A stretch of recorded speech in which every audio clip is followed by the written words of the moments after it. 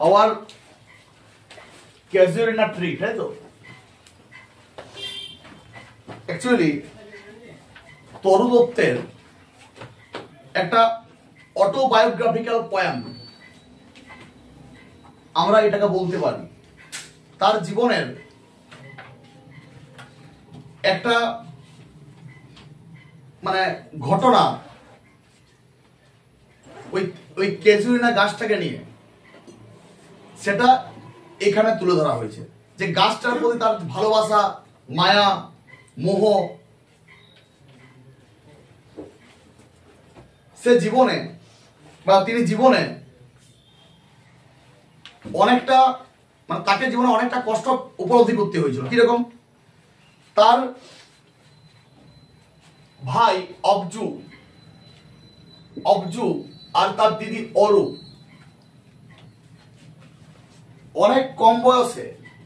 অনেকটা কম বয়সে এই দুজন টিবি বা যক্ষ্মা রোগে, যেটাকে আমরা বলি টিউবার কিউলোসিস, টিবি বা যক্ষ্মা রোগে তার ভাই এবং বোন বা দিদি মারা গিয়েছিলেন অনেকটা কম বয়সে।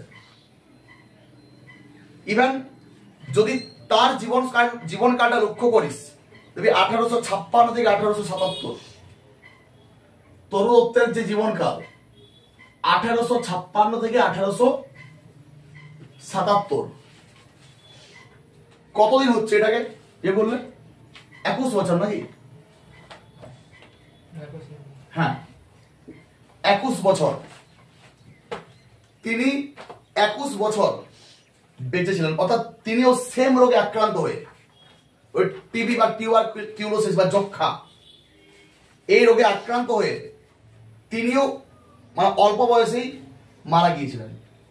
মনে রাখবি, তার এই যে লেখন শৈলী বা এই যে অল্প বয়সে চলে যাওয়া, সুন্দর সুন্দর লেখা আমাদের উপহার দেওয়া, এই জন্য তরু দত্তকে অনেকে ইন্ডিয়ান কিডস নামে অভিহিত করেছেন, বা অনেকে তাকে ইন্ডিয়ান কিডসও বলে। তরু দত্তকে নাম শুনে বুঝতে পারছিস যে বাঙালি লেখিকা ছিলেন, তাই তো? বাড়ি কলকাতাতে, পরবর্তীকালে ওরা বিদেশে গেছেন এবং সেখানে সেটেল হয়েছিলেন। আসল নাম তরুলতা দত্ত।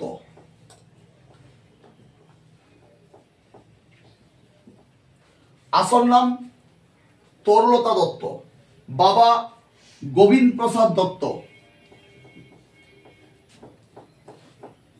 তার পার্সোনাল লাইফের কথা বলছি, দত্ত।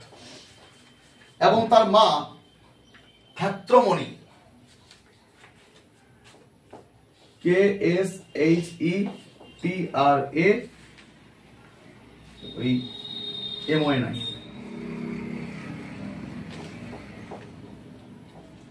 তার মা ক্ষেত্রমণি দত্ত। এটা হচ্ছে তার বাবা মায়ের নাম। তার ভাই বোনের নামও আমরা পেয়েছি, তাই তো? তিনি গেছিলেন একজন অ্যাসাইস্ট ছিলেন, প্রাবন্ধিক। ওর পরিচিতি কি? একজন অ্যাসাইস্ট, একজন পোয়েটেস। অ্যাকচুয়ালি যারা ছেলে কবি হয় বা কবি হয় তাদেরকে আমরা পোয়েট বলি, আর মেয়ে কবিদের আমরা কি বলি? পোয়েটেস। একজন নোভেলিস্ট ছিলেন এবং কে ছিলেন? একজন ট্রান্সলেটর, অনুবাদক। একজন ট্রান্সলেটর বা একজন অনুবাদক ছিলেন কে? ওই দেখ, কম বয়সের মধ্যে ওই যা লিখেছেন বা তার যা লেখা বেরিয়েছে সব কিন্তু ওই 21 বছরের মধ্যেই, যদিও পাবলিশ হয়েছিল তার মৃত্যুর পর। 1877 মারা যাচ্ছেন, তারপরে দেখা গেল পাবলিশ হয়েছিল। কিন্তু এই কম বয়সের মধ্যেই তিনি এত কিছু কৃতিত্ব অর্জন করেছিলেন। কি কি বললাম? একাধারে পোয়েটেস, অ্যাসাইস্ট, নোভেলিস্ট এবং কি বললাম? এবং ট্রান্সলেটর। মনে রাখবি, she was the first Indian writer, women writer she was the first Indian বা ওম্যান, আমি লিখে দিচ্ছি, লিখে রাখবে এগুলো তার পরিচিতিতে। She was the first Indian woman to write English and French. প্রথম মহিলা লেখক যিনি ইংরাজি এবং ফ্রেঞ্চ ভাষাতে লেখালেখি করেছিলেন। তিনি প্রথম মহিলা লেখক যিনি ইংরাজি এবং ফ্রেঞ্চ ভাষাতে লেখালেখি করেছিলেন। বা তোরা বুঝতে পেরেছিস? আমি বললাম যে তার লাইফটা, বা তিনি একটা কষ্টের লাইফ লিড করতেন। কেন? কারণ অনেক কম বয়সে বা তার আগে তার ভাই এবং দিদি অবজু দত্ত এবং অরু দত্ত দুজনের টিবি বা যক্ষা রোগে আক্রান্ত হয়ে মারা গিয়েছিলেন।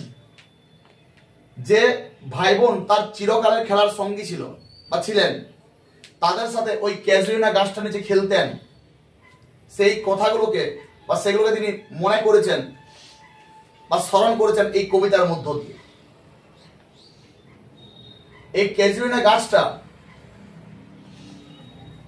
তাদের কাছে একটা স্মৃতি, তার ভাই বোনের একটা স্মৃতি বা তাদের ভাই বোনের একটা স্মৃতি হিসাবে রয়ে গেছে তার কাছে।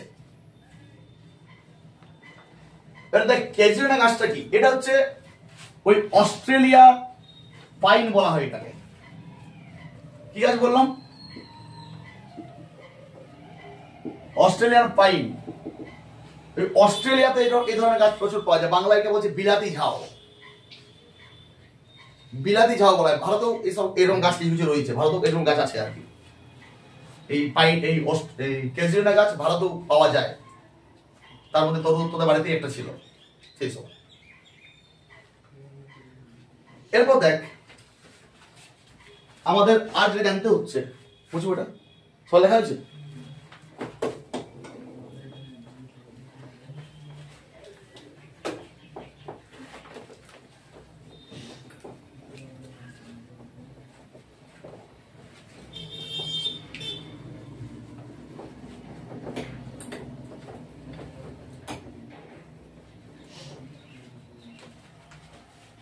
Like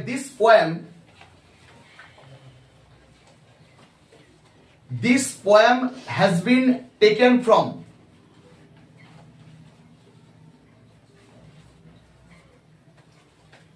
কি বললাম যে এই কবিতাটা নেওয়া হয়েছে। This poem has been taken from, এগুলো কিন্তু এমসিকিউর জন্য ইম্পর্টেন্ট। কবিতাটা কোথা থেকে নেওয়া হয়েছে, কবে পাবলিশড হয়েছে, এগুলো। This poem has been taken from her collection of poems. কি নাম বলেছিলাম? অ্যানসিয়েন্ট, কি বলেছিলাম যে অ্যানসিয়েন্ট ব্যালাডস and legends। legends কি ছিল? in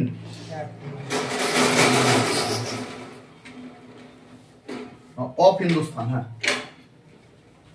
হিন্দুস্তান।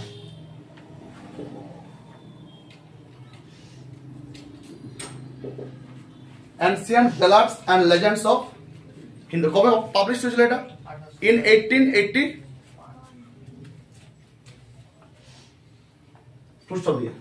published in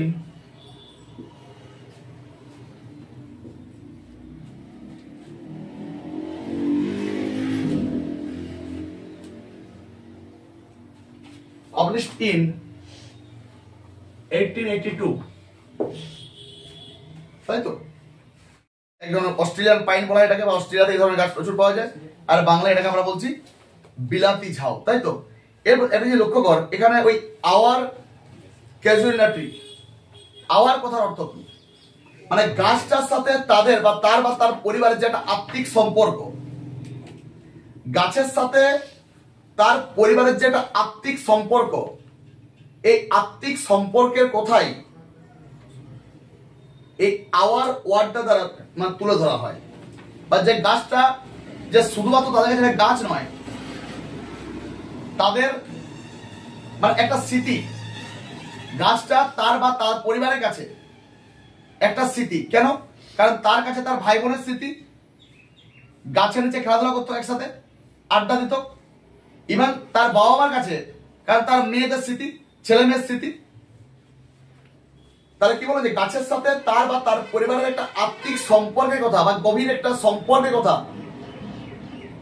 মানে তুলে ধরা হয়েছে। ক্লিয়ার? এবার চলে এক কবিতা কি বলছে দেখে। বলেছে like a huge Python. Huge মানে কি? লার্জ, বিশাল। হিউজ কথার অর্থ কি? লার্জ বা বিশাল। আর পাইথন বলতে নন ভেনোয়াস স্নেক, যেটা আমরা অজগর সাপ বলি, আমরা অজগর সাপ বলি, এটা বিশাল অজগর সাপ। লার্জ পাইথন, হিউজ পাইথন, বড় একটা অজগর সাপের মতো। Like winding, winding round and round. Winding কথার অর্থ হচ্ছে যেটা আমরা, আর উইন্ডিং মানে কি বলেছিলাম, যেটা কয়েল, COIL, কয়েল মানে জাস্ট কুণ্ডলি পাকিয়ে। ধর এরকম গাছটা আছে, এরকম গাছটা আছে, যার চারদিকে সেই কুণ্ডলি পাকিয়ে উপরে উঠছে, কুণ্ডলি পাকিয়ে পেঁচিয়ে পেঁচিয়ে গাছটার উপরে উঠছে। তাহলে উইন্ডিং রাউন্ড অ্যান্ড রাউন্ড, চারদিকে গাছটার ওই একটা অ্যাকচুয়ালি কে উঠছে, একটা ক্রিপার, একটা লতা জাতীয় গাছ, একটা লতা জাতীয় গাছ ওই ক্যাজুইনা ট্রির চারদিকে পেঁচিয়ে পেঁচিয়ে উপরে উঠছে। এখানে এটাই বলেছে, বলছে রাগড ট্রাঙ্ক। ট্রাঙ্ক মানে এই যে গাছের গুড়ি, এটাকে আমরা ট্রাঙ্ক বলছি। আর রাগড মানে হচ্ছে রুক্ষ, রাফ, ROUGH,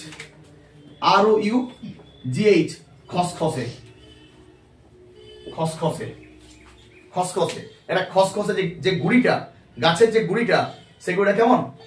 এটা রাফ ট্রাঙ্ক বা খসখসে গাছের গুড়ি। অ্যাকচুয়ালি ওই যে ক্যাজুইনা গাছটার কথা বলা হচ্ছে, ওই ক্যাজুইনা গাছটা তার যে গাছের যে ট্রাঙ্কটা, যে গাছের যে গুড়িটা বা কাণ্ডটা, এটা খুব রাফ। সেরকম একটা রাফ ট্রাঙ্ককে পেঁচিয়ে ওই ক্রিপারটা উপরে, ওই গাছটার উপরে উঠে যাচ্ছে। দিয়ে বলছে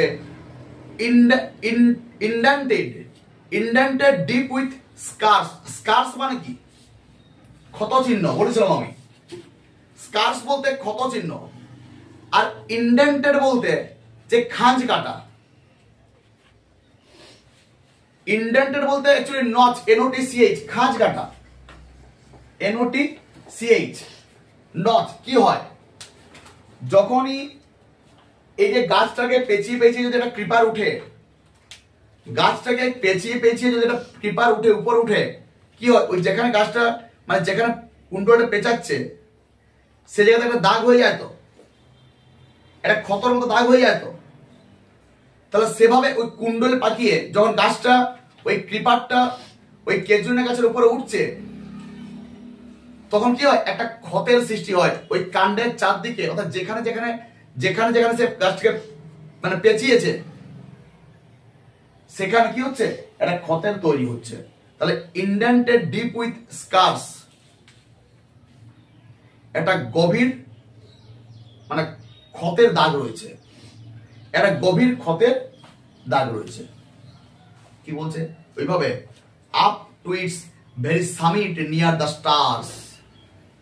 ওই যে কুণ্ডলি পাকিয়ে, কয়েল করে করে করে কুণ্ডলি পাকিয়ে পাকিয়ে বা ক্ষত, গাছটা ওই কাণ্ডের চারপাশে একটা ক্ষত তৈরি করতে করতে কি হয়? ওই যে up to its very summit. Summit মানে কি? Highest point. Actually at the top of the tree, at the top of the tree, গাছের সর্বোচ্চ ভাগ পর্যন্ত ওই ক্রিপারটা কি হয়? উপরে উঠে যায়। নিয়ার দ্য স্টার্স, একেবারে তারাদের কাছে, একেবারে তারাদের কাছে। অর্থাৎ ক্যাজুইনা গাছটা অনেকটা বড় গাছ, অনেকটা লার্জ ট্রি। সেই গাছকে সেই গাছকে কুণ্ডলী করে করে সেই গাছকে পেঁচিয়ে পেঁচিয়ে ওই ক্রিপারটা একেবারে সর্বোচ্চ ভাগ পর্যন্ত কি হচ্ছে চলে যাচ্ছে, একেবারে তারাদের কাছে, ওই যে বলছে নিয়ার দ্য স্টার্স, তারাদের কাছাকাছি, একেবারে এট দ্য টপ পয়েন্ট পর্যন্ত, হাইয়েস্ট পয়েন্ট পর্যন্ত ওই গাছটা চলে যাচ্ছে। কি বলেছে? A creeper claim. তারপরে তাকে বলেছে এ ক্রিপার ক্লাইম। ক্লাইম মানে কি? উপরে ওঠা। অর্থাৎ একটা লতা জাতীয় গাছ, সে গাছটা ক্লাইম করছে, উপরে উঠছে। একটা লতা জাতীয় গাছ উপরে উঠছে। বল, বুঝতে পেরেছিস? তারপরে বলছে ওই যে ক্লাইম, যে বলছে ক্রিপার ক্লাইম, তারপরে বলছে ইন হুজ এমব্রেসেস। এমব্রেস মানে কি? আলিঙ্গন করা। এমব্রেস মানে কি? আলিঙ্গন করা বা জড়িয়ে ধরা। আর এখানে বাউন্ড বলতে BOUND, বাউন্ড মানে হচ্ছে আবদ্ধ হওয়া। আবদ্ধ হওয়া। তাহলে কি বলছে? যে হুজ এমব্রেসেস বাউন্ড, মানে যার আলিঙ্গনে আবদ্ধ হয়ে। কেন বলেছে? কারণ দেখ, যখন গাছটা কি বলে, যখন গাছটা উঠছে, ওই ক্রিপারটা বা ওই লতা গাছটা, ও তো ক্যাজুরিনা গাছটার চারদিকে পেঁচিয়ে আছে, তার মানে তাকে আলিঙ্গন করে রেখেছে। তাহলে এখানে ওটাই বলেছে যে ক্রিপারের আলিঙ্গনে আবদ্ধ হয়ে, ওই ক্রিপার তো আরো অন্য গাছকেও আলিঙ্গন করে। শুধুমাত্র যে ক্যাজুরিনা গাছটাকেই আলিঙ্গন এমব্রেস করে রেখেছে তা তো নয়। দেখবি অনেক নিম গাছে থাকে বা আদার্স অন্য কোন গাছে কোনো ক্রিপার দেবী পেঁচিয়ে পেঁচিয়ে উপরে উঠছে। তাহলে এইরকম ক্রিপার বললাম, এইরকম ক্রিপার আরো অনেক গাছকে আলিঙ্গন করে বেঁচে থাকে বা উপরে উঠে। তাহলে হুজ এমব্রেসেস বাউন্ড, যার আলিঙ্গনে আবদ্ধ হয়ে no other tree could live. এই ক্রিপার গুলো মানে এই যে এই লতা গাছগুলো সবসময় যে ভালো তা নয়, এগুলো অন্য গাছের কিন্তু ক্ষতিও করে। অনেক গাছের এগুলো ক্ষতিও করে। শুধুমাত্র যে গাছের ক্ষমতা বেশি, স্ট্রেংথ আছে, তারাই বেঁচে থাকতে পারে, লাইক ক্যাজুরিনা ট্রি। তাহলে কি বলেছে? যে যার আলিঙ্গনে আবদ্ধ হয়ে no other tree could live, অন্য কোন গাছ কি করতে পারে না? বাঁচতে পারে নাই। অর্থাৎ অন্য যে গাছগুলোকেই এই সমস্ত ক্রিপারগুলো আলিঙ্গন করুক না কেন, তারা কি হয়? তারা মারা যায়। সেই সমস্ত গাছগুলো মারা যায়। বাট গ্যালান্টলি কথার অর্থ হচ্ছে, গ্যালান্টলি মানে হচ্ছে ব্রেভলি। মনে রাখবি, BRAVELY, সাহসের সাথে। সাহসের সাথে। গ্যালান্টলি মানে হচ্ছে ব্রেভলি, সাহসের সাথে। লিখে রাখবি অর্ডারিং।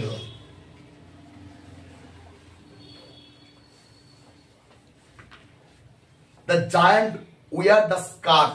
স্কার্ফ বলতে মাফলার বলতে পারি, আবার বলছিলাম যে স্কার্ফ বলতে মানে ওড়না হয়, ওড়না যেগুলো স্কার্ফ, মাফলার বা ওড়না, যেটা ইচ্ছা বল না কেন। তাহলে কিন্তু ব্রেভলি, আমি গ্যালান্টলি মানে বলছি ব্রেভলি, কারেজাসলি, ব্রেভলি, সাহসের সাথে। দ্য জায়ান্ট বলতে কে? Here giant refers to the giant casuarina tree.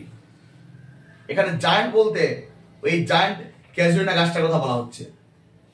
কি বললাম? যে এখানে জায়ান্ট বলতে জায়ান্ট ক্যাজুরিনা গাছটার কথা বলা হচ্ছে। তাহলে যে গাছটা জায়ান্ট উইয়ার্স পরে থাকে, উইয়ার মানে পরা, কি পরে থাকে? The scarf. The giant wear the scarf. Scarf বানাই বললাম যে এই মাফলারের মতো করে থাকে, বা ওড়নার মতো পড়ে থাকে। অ্যাকচুয়ালি এটা বোঝাতে চাইছে যে যখন ওই যে বললো no other tree could live, অন্য কোনো গাছ বেঁচে থাকতে পারে নাই। অর্থাৎ আমি বললাম যে এই সমস্ত ক্রিপারগুলো যখন অন্য কোনো গাছকে অবলম্বন করে উপরে উঠে বা অন্য কোনো গাছকে জড়িয়ে উপরে উঠে, তখন সেই সমস্ত গাছগুলো এই ক্রিপারদের টলারেট করতে পারে নাই, সহ্য করতে পারে নাই। তখন তারা কি হয়, তখন সেই সমস্ত গাছগুলো মারা যায়। এখানে বাউন্ড ওয়ার্ডটা আমরা অনেক সময় ওই টলারেট অর্থে ইউজ করতে পারি। কিন্তু এই ক্যাজুইনা গাছটা সেই ক্রিপারকে সহ্য করে তাকে মাফলারের মতো বা তাকে ওড়নার মতো জড়িয়ে বা পরে গাছটা কি হয়েছে, বেঁচে রয়েছে। অর্থাৎ সেই ক্রিপারটা এই গাছটার কোনো ক্ষতি করতে পারে নাই। তাহলে এখানে কি, এখানে গাছটার স্ট্রেংথ বা গাছটার পাওয়ারের কথা বলা হয়েছে, গাছটার ক্ষমতার কথা বলা হয়েছে, যে ক্রিপার তার কোনো ক্ষতি করতে পারছে না এবং তাকে লাইক স্কার্ফ, তাকে মাফলারের মতো বা বললাম ওড়নার মতো কি হয়েছে, গাছটা পড়ে রয়েছে। পরে কি বলেছে, সাহসের সাথে এবং পড়ে রয়েছে। তারপর কি হচ্ছে, ফ্লাওয়ার্স আর হাং, এবং ফুলগুলো ঝুলে আছে। শুধুমাত্র যে গাছটা বেঁচে আছে তাকে মাফলার মতো পড়ে তা নয়, গাছটা ফুলও ফুটিয়েছে। গাছটা যে শুধুমাত্র বেঁচে আছে তা নয়, গাছটা সেখানে ফুলও ফুটিয়েছে। ওই যে ফ্লাওয়ার্স আর হাং, হাং মানে অ্যাকচুয়ালি মানে ঝুলে আছে, অর্থাৎ ফুলগুলো ঝুলে আছে। কেমন ফুল, ইন ক্রিমসন। ক্রিমসন বলতে, ক্রিমসন মানে কোনটা, ডিপ রেড। ক্রিমসন কথার অর্থ হচ্ছে ডিপ রেড, লালচে, ঘন লাল যেটাকে বলি। ক্রিমসন কালারের ফুল ফুটেছে সেখানে। ওই গাছের মধ্যে বা ওই গাছের উপর, ওই ক্যাজুইনা গাছটার উপর ডিপ রেড বা ক্রিমসন কালারের ফুল ফুটে আছে, যেটা ক্লাস্টার্ড। ক্লাস্টার্ড মানে কি রে, ক্লাস্টার মানে কি বলেছিলাম, গ্রুপ, GROUPED, তাই তো, গোছা বা গুচ্ছ, গোছা বা গুচ্ছ, ক্লাস্টার্ড।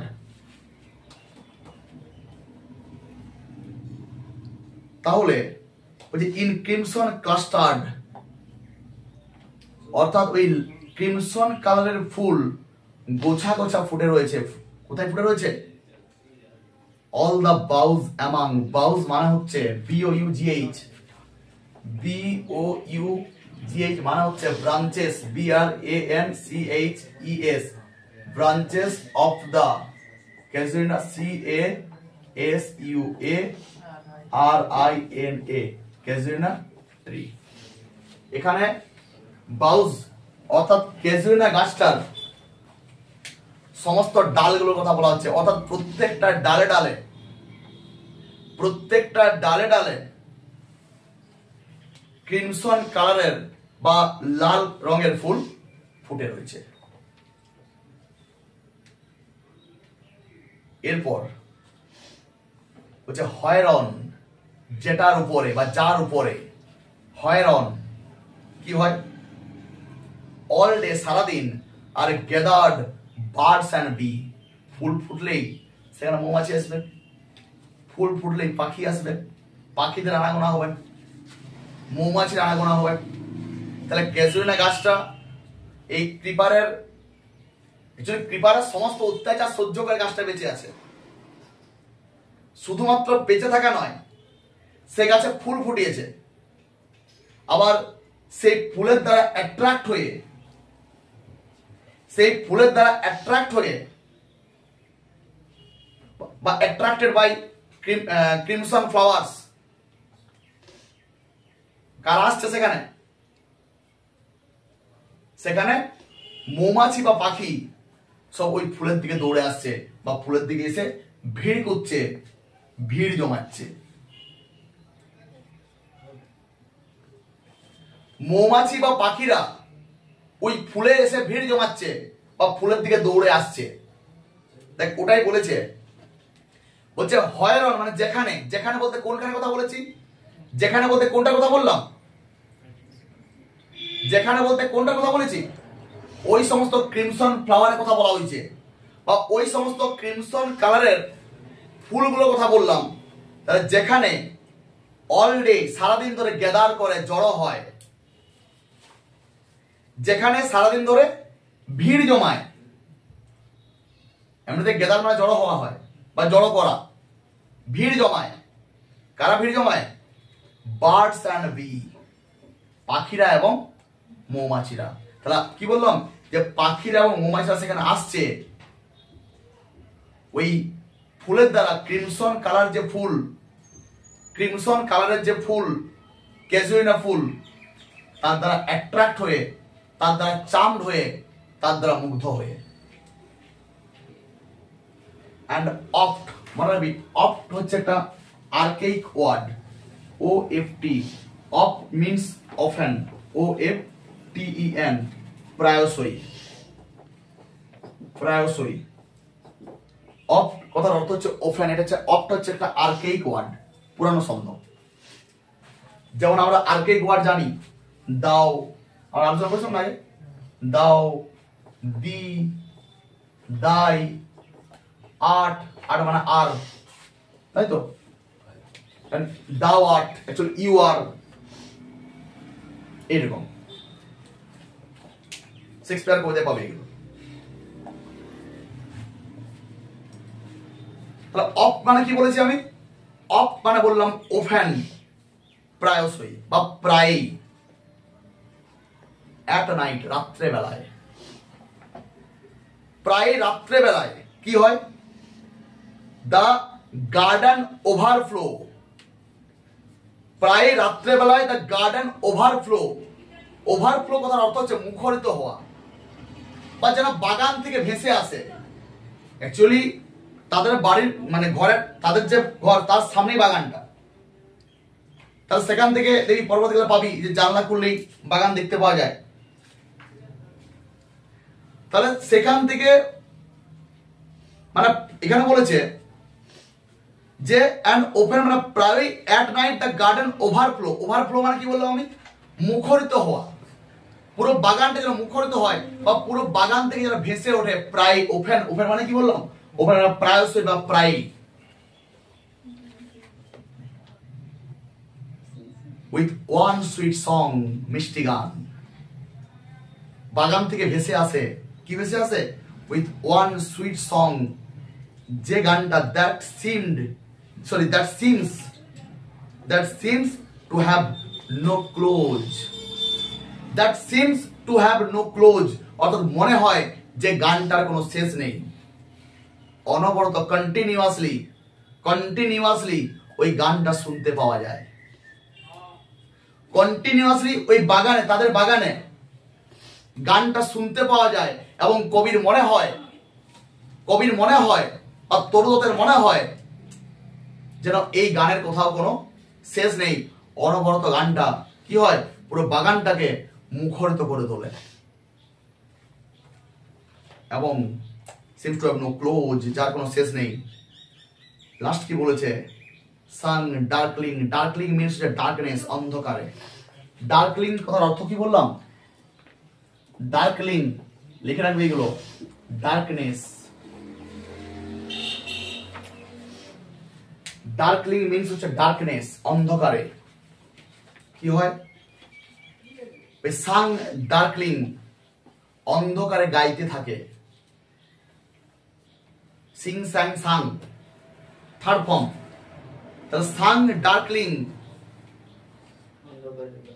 কোথা থেকে গাইতে থাকে? ফ্রম আওয়ার ট্রি, আমাদের গাছের থেকে। আবার আমাদের কি বলেছি এখানে? আবার বলতে ওই যে আমি বললাম যে আওয়ার ক্যাজুইনা ট্রি, অ্যাকচুয়ালি ওই গাছের প্রতি বা ওই ক্যাজুইনা গাছটার প্রতি তাদের যে পারিবারিক বন্ধন, তাদের যে ভালোবাসা, গাছের সাথে তাদের যেটা আত্মীয়তার সম্পর্ক, এই সমস্ত কিছু কিন্তু এই আওয়ার ওয়ার্ডটা দ্বারা বুঝিয়ে দিচ্ছে। গাছটাকে যে তারা কতটা ভালোবাসে, গাছের সাথে তাদের যে কতটা ক্লোজ রিলেশন, কতটা আত্মিক সম্পর্ক, শুধুমাত্র এই আওয়ার ওয়ার্ডটা দ্বারাই রিডারদের কবি বুঝিয়ে দিচ্ছেন। তাহলে সাং ডার্কলিং যে গানটা অন্ধকারে গাইতে থাকে কোথা থেকে? ফ্রম আওয়ার ট্রি, আমাদের এই গাছটার থেকে। ওয়াইল মেন রিপোজ, মারাত্মক কথা। এখানে মেন মানে কি?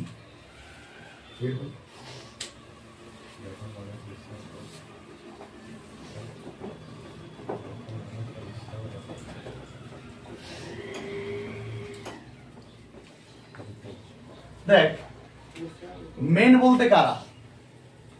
মেন বলতে এখানে পুরুষ জাতিকে বোঝানো হচ্ছে, বা পুরুষেরা, ছেলেরা। আর রিপোজ, রিপোজ মানে অ্যাকচুয়ালি রিপোজ কথাটাকে আমরা স্লিপ অর্থে ইউজ করতে পারি, বা রেস্ট, ঘুমানো বা বিশ্রাম নেওয়া, বিশ্রাম থাকতে পারে এগুলো। রিপোজ মানে স্লিপ বা রেস্ট, ঘুমানো বা বিশ্রাম নেওয়া। অর্থাৎ যখন লোকেরা কি করে? ঘুমিয়ে পড়ে, বা যখন পুরুষেরা সব ঘুমিয়ে পড়ে বা ছেলেরা ঘুমিয়ে পড়ে, তখন সেই সময় কবি শুনতে পায় যেন বাগান থেকে একটা গান ভেসে আসছে, এবং যে গানটা পুরো বাগানকে কি করে তুলেছে? মুখরিত করে তুলেছে, বা পুরো বাগানকে চাঁদ করে তুলেছে। ক্লিয়ার? এ হচ্ছে। এবার দেখ, আমি তখন বললাম না, এটা বলতে ভুলে গেলাম। দেখ, কবিতার জাস্ট চেঞ্জ রাইম স্কিমটা টোটাল এই কবিতায়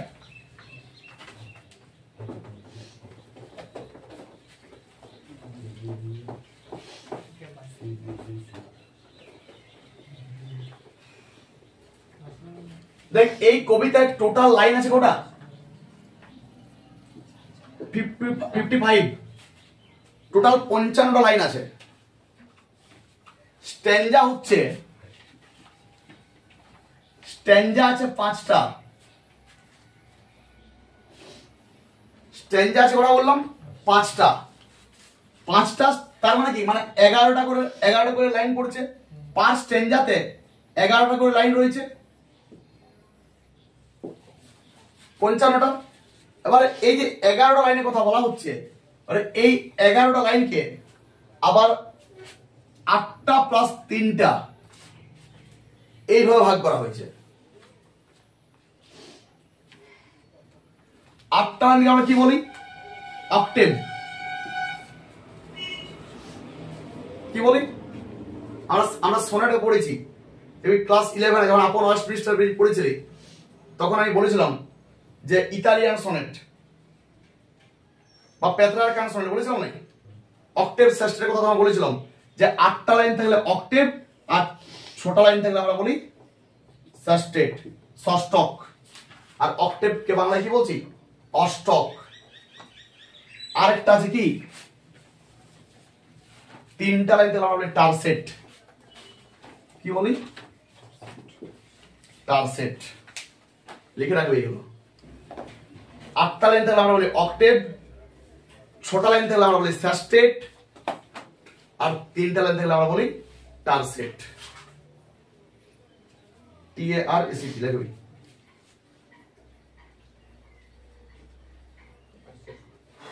হ্যাঁ, লেখ। টারসেট লেখা আছে। এবারে এই কবিতার রাইম স্কিমটা কি রকম?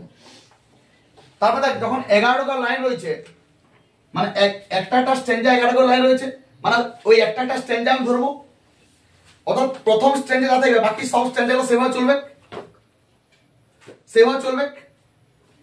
তাহলে দেখ কবিতা, দেখ এবার কার সাথে কার মিল আছে বল? রাউন্ডের সাথে কার মিল আছে? রাউন্ডের সাথে বাউন্ডের মিল আছে। অর্থাৎ রাউন্ডটাকে এ ধর আর বাউন্ডটাকেও এ ধর। লেখ লেখ পাশাপাশি লেখবি। রাউন্ডটাকেও এ ধরবি, বাউন্ডটাকেও এ ধরবি। Are bound A ধরেছিস।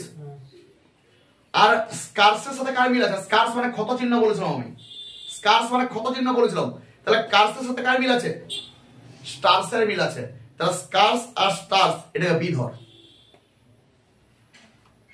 বি। তাহলে রাইম স্কিমটা কি হলো? রাইম স্কিমটা কি হলো?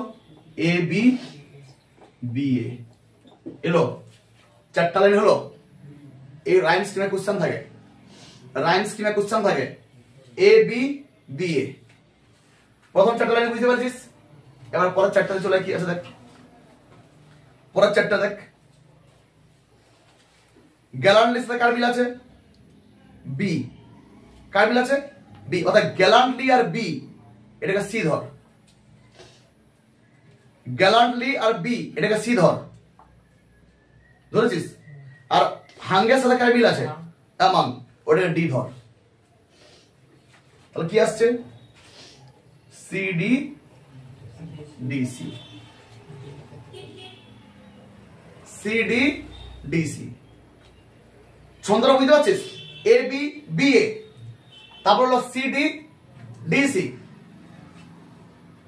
এরপর যে কনক্লুডিং কাপড় যেটাকে বলছে, এখানে কি বলেছে? কার সাথে কার মিল আছে? দেখ, ওভারফ্লোজ, ক্লোজ, রিপোজ, তিনটাই একই। ওভারফ্লোজ, ক্লোজ আর রিপোজ, তারপর তিনটা একই একই একই মানে একই সুর, মানে তিনটাতে কি হবে? ই ই ই। তার ছন্দটা কিরকম হলো? A B B A, C D C, C D D C, E E E. এই হচ্ছে তোর কবিতার ছন্দ। রাইম স্কিমের কোশ্চেন থাকে যে মানে কিরকম রাইম স্কিমের কবিতা লেখা হয়েছে।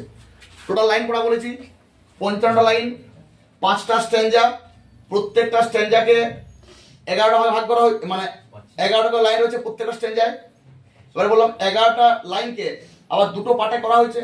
একটা প্রথম 8টা লাইনকে বলছি অক্টেভ, আর শেষ 3টা লাইনকে আমরা বলছি টারসেট। এই ভাগে কবিতাকে ভাগ করা হয়েছে। ক্লিয়ার? এই রাইম স্কিমটা মনে রাখবে।